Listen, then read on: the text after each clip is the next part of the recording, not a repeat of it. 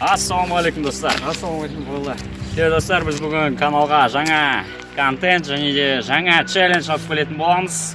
Достар, бұл челлендждің негізгі мақсаты тек қана жүз отжимания емес, бұл жерде біз үш нәрсе жасайтын боламыз: турник, брусья және де отжимания.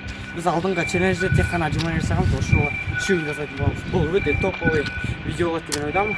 Достар, дәл қазір біздің максимумымызды көрдіңіздер. Погода бізде қалай жауады? Быт болып тұр. Быт болып тұр, но бірақ ең бастысы ол істеп жатқан жерін емес, ол мына жер. Ондай болса өзіміздің рекордымызды көреміз. Сонымен мен бірінші бастаймын.